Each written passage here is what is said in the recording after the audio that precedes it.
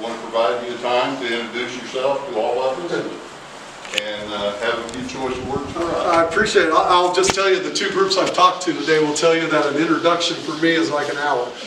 So I'm going to try to shorten it up. I'll respect your time. As Mr. Wilkes said, my name is Darrel Kohlman. I've been in a lot of places. I started out teaching in Tesket, then moved to Hillsboro, which is closer to my hometown. I grew up in Canton. I graduated from Canton Gallup, married my high school sweetheart, went to Emporia State.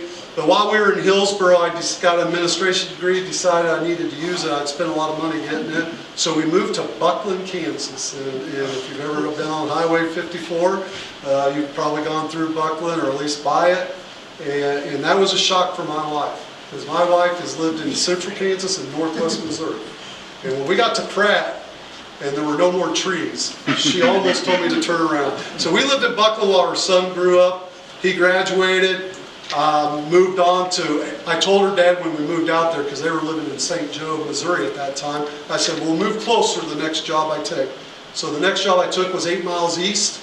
We moved to Mullinville, and it was 8 miles closer. It was 16 miles closer round trip. I told him, you know, I've saved 15 minutes of your life right there. I helped consolidate that district with Greensburg into what's now Kiowa County. So I literally worked myself out of a job. My wife didn't necessarily enjoy that, but I worked myself out of a job. Luckily got one in Seneca. They had told me when I interviewed in January that probably in 5 or 6 years they would talk about consolidation. So that was one of the reasons why they liked it. I had this experience. I wasn't as thrilled as they were, because if you've lived through consolidation, you're not as thrilled about going through it again. But I got the job in January and started in July. And I've told the groups that on July 7th or 8th, somewhere around there, I had my first joint board meeting with the other district, and on November we consolidated. They voted and passed it. And so I went from one job that I'd worked myself, and my wife looked at me and she says, if you don't keep this job through consolidation, I'm never going to forgive you, because we were close to her mom and dad at that time, and I had worked out of one of the jobs. Luckily for me, through consolidation, I didn't upset enough people, and they've kept me on since then.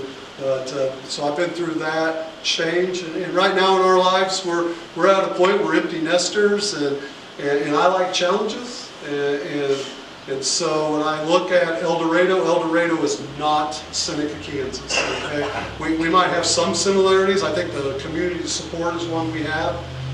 Similar. Our community has been very supportive, and partnerships that we've developed, like the partnerships that have been developed in this district, I think are awesome.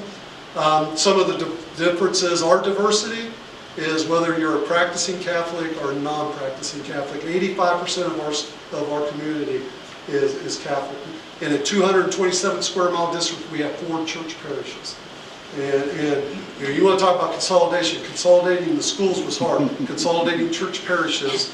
So I'm not Catholic, so the priest and I got to be really good friends, because I needed their help. You know, because bringing those groups together was a big obstacle to overcome, because people were worried about how it might affect their church as we closed buildings and things like that. But I'm looking, you know, so it's about different challenges, and so I love all the pros that the district like El Dorado offers, but there's the challenges too, and I kind of look forward to it. You know, whatever those are, and I have my outside perception of what those are, but that may not be the reality. I've told the groups that. I mean, until you live in a district, you really, you know, it's just what you read and the demographics you read. But whatever they are, I didn't realize it was as square miles wise as small as it was. I didn't think I'd ever go smaller than 227 square miles, but I'm going to, I guess.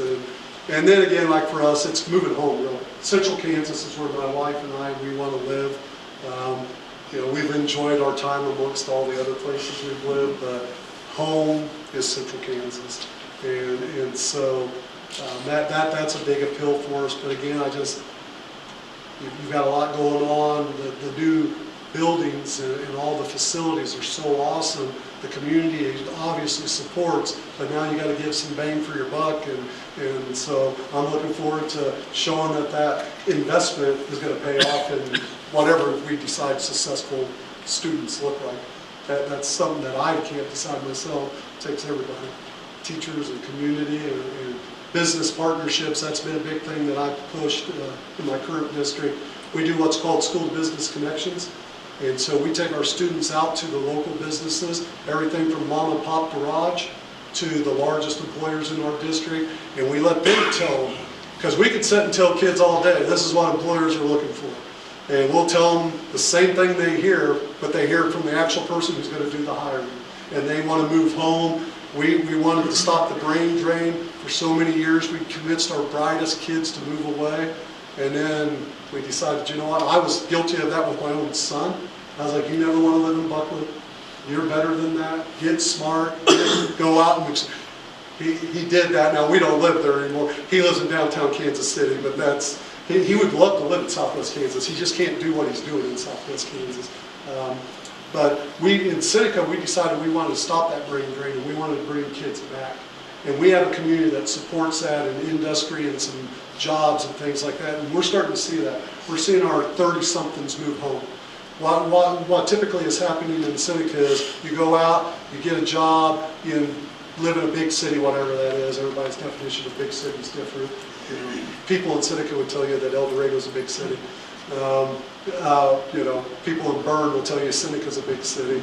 So, but you know, go out and live that life. But when you have a child, move home, raise your kids in our town, take them to our school. We'll turn them into the great people just like you are and successful like you are.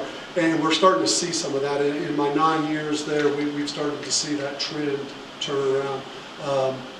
My board is made up of 4 of the 7 members are graduates of our school district, one form or another. You got to understand consolidation. We've got multiple school districts we can count, and we count Bern, even though they're not officially in our district. That's where all the Bern kids went, is to Seneca. That's one of the bragging points we have. When they closed Bern, they didn't go to the school they were supposed to. They came to us, and so they're the type. 2 of them are young and they've moved home, and they want to raise their family there. And that's what I think we want to do in El Dorado. We want to make it a community where we grow, but not only that, we grow with people coming home and making our community a better community.